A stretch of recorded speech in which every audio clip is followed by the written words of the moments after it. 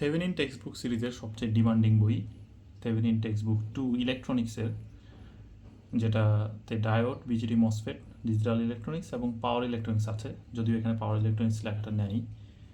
আমি আজকে রিভিউ করছি আমাদের ইলেকট্রনিক্স বইটি। বইয়ের কভার, ব্যাক কভার এবং তারপরেই বইয়ের প্রথম পার্ট, কৃতজ্ঞতা অংশ, থেভেনিন কথন এবং কন্টেন্টসগুলোকে আমি একটু হাইলাইট করে রেখেছি ভিডিওতে ভালোভাবে বোঝার জন্য। তো এখানে আছে ডায়োডের কন্টেন্টসগুলো, operational amplifier, MOSFET, BJT, digital electronics এবং পাওয়ার ইলেকট্রনিক্স। বইটা হচ্ছে 346 পেজে, যেটা শুরুই হয়েছে লিস্ট অফ ইকুয়েশনসের মাধ্যমে। এখানে পুরো বইতে যতগুলো ইকুয়েশন আমরা ব্যবহার করেছি, সকল ইকুয়েশন ক্রোনোলজিক্যালি দেওয়া আছে, সেই ইকুয়েশনগুলো। এবং বইয়ের প্রথম চ্যাপ্টারটি শুরু হয়েছে 26 নম্বর পেজ থেকে, যেটা ডায়োড। তো আজকে আমরা ডায়োডের ফুল চ্যাপ্টারটি আপনাদের সামনে রিভিউ করব, কিভাবে আমাদের বইটি সাজানো হয়েছে এবং আপনারা কিভাবে উপকৃত হবেন, কি কি কন্টেন্টস আছে তা বলবো। তো প্রথমে শুরু করা যাক যে ডায়োডের বেসিক নিয়ে আলোচনা করা হয়েছে চ্যাপ্টার 1-এ, 26 নম্বর পেজ থেকে শুরু হয়েছে। এরপরেই আছে এক্সাম্পল, ডায়োডের প্রথম এক্সাম্পলের 2, এক্সাম্পল 3 এবং এক্সাম্পলের পরেই আমাদের আছে প্র্যাকটিস প্রবলেম, যেখানে প্র্যাকটিস প্রবলেমগুলোর আনসার দিয়ে দেওয়া হয়েছে, এই যে আনসারগুলো, কিন্তু তাকে সলিউশন করতে হবে কিন্তু আপনার। তো প্র্যাকটিস প্রবলেমের আনসারগুলো দিয়ে দেওয়া হয়েছে এবং পরবর্তীতে আমরা ধীরে ধীরে এই প্র্যাকটিস প্রবলেমের আনসারগুলোকে ভিডিও আকারে আমাদের ফেসবুক পেজ এবং ইউটিউব পেজে দেওয়ার চেষ্টা করব। তো দেখুন, এখানে 5টি প্র্যাকটিস প্রবলেম দেওয়া আছে এবং তারপরেই আমাদের নতুন একটা টপিক, যে ডায়োড লজিক গেট শুরু হয়েছে। তো সেটার বেসিক এবং তার ট্রুথ টেবিল, প্র্যাকটিস প্রবলেম, যেহেতু আগেই তার ট্রুথ টেবিল নিয়ে একটা এক্সাম্পল দেওয়া হয়েছে, প্র্যাকটিস প্রবলেম 4, প্র্যাকটিস প্রবলেম 5 এবং তারপরে আরেকটি টপিক, যেটা ডায়োড সার্কিট অ্যানালাইসিস। তো সার্কিট অ্যানালাইসিসের এই এক্সাম্পল 1, এক্সাম্পল 2, এরপর practice problem 1, practice problem 2, practice problem 3, যেগুলো সবগুলোরই কিন্তু আনসার দিয়ে দেওয়া হয়েছে, প্র্যাকটিস প্রবলেম 6 পর্যন্ত আছে। এরপরই শুরু হয়েছে আমাদের ডায়োড ক্যারেক্টারিস্টিক্স অ্যান্ড মডেলস। ভিডিওটা একটু লেন্দি হলেও পুরো বইটা সম্পর্কে একটা ভালো ধারণা পাওয়ার জন্য আপনারা এই ভিডিওটাই স্কিপ করবেন না। আপনারা কীভাবে উপকৃত হবেন তা সম্পূর্ণ বুঝতে পারবেন। তো practical diode characteristics, diode models, প্রত্যেকটা পয়েন্ট কিন্তু আমরা ধরেছি।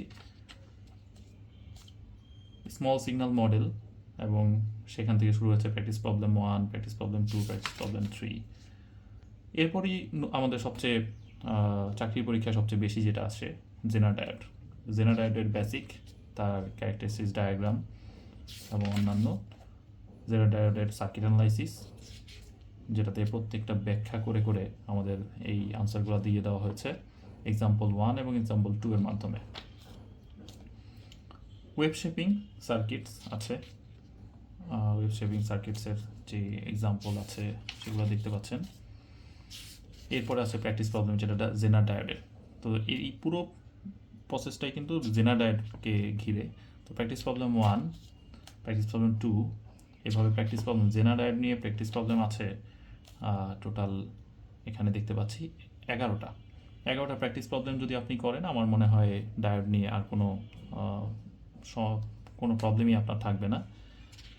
তো এরপরে আমরা শুরু করব rectifier circuits, half wave rectifier, peak inverse voltage example, full wave rectifier example. তো এরপরে আছে প্র্যাকটিস প্রবলেম 1, 3।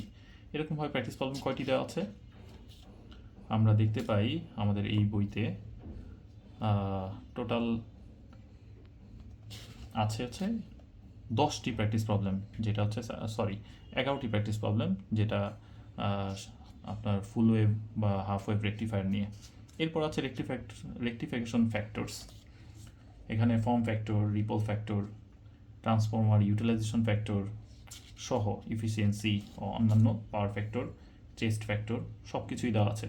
এরপর আছে প্র্যাকটিস প্রবলেম এই প্র্যাকটিস প্রবলেমগুলোকে আমি আবারও বলছি, আমরা ধীরে ধীরে আমাদের ইউটিউব এবং ফেসবুক পেজে এই প্র্যাকটিস প্রবলেমের বিস্তারিত সমাধান আপলোড করার চেষ্টা করব।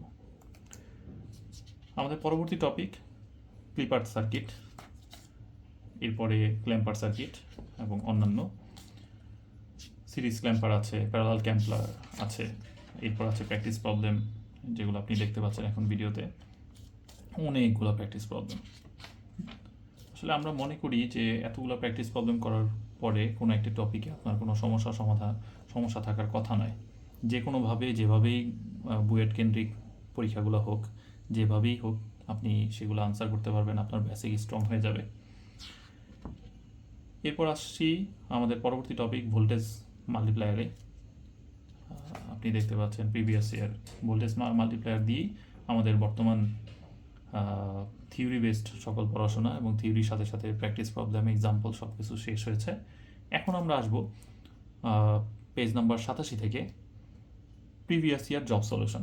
তো প্রিভিয়াস ইয়ার জব সলিউশনের যদি আপনি দেখেন, এখানে কতগুলা প্রত্যেকটা কোশ্চেনের পরে কোথায় কিভাবে কোশ্চেনগুলো এসছে, যেমন এই কোশ্চেনটা এসছে ডিবিডিসি 2022-এ বইয়ের পরীক্ষা নিয়েছিল, সেটাও কিন্তু বলা আছে। প্রত্যেকটাতেই আপনি এরকম ইনফরমেশনগুলো পেয়ে যাবেন। তো এই যে প্রিভিয়াস ইয়ারের জব সলিউশন, কতগুলো জব সলিউশন কোশ্চেন দেওয়া আছে, আমরা যদি একেবারে শেষ পর্যন্ত যাই, আমাদের পরবর্তী চ্যাপ্টার অর্থাৎ অপারেশনাল অ্যামপ্লিফায়ার শুরু হওয়ার আগ পর্যন্ত আমাদের প্রিভিয়াস ইয়ার জব সলিউশন দেওয়া আছে এবং সর্বশেষটি হচ্ছে 29 নম্বর। তো 29টা প্রশ্ন সলিউশন করলে আমরা আবার বলি যে আপনার কোনো প্রবলেম থাকার কথা নয়, এবং পুরো টপিক ডায়েট সম্পর্কে আপনাকে যেভাবেই প্রশ্ন করা হোক আপনি আনসার করতে পারবেন। তো এই যে 112 পেজ পর্যন্ত হচ্ছে আমাদের ডায়েট চ্যাপ্টারটি, এরপরে শুরু হয়েছে অপারেশনাল অ্যামপ্লিফায়ার এবং অন্যান্য। তো সেই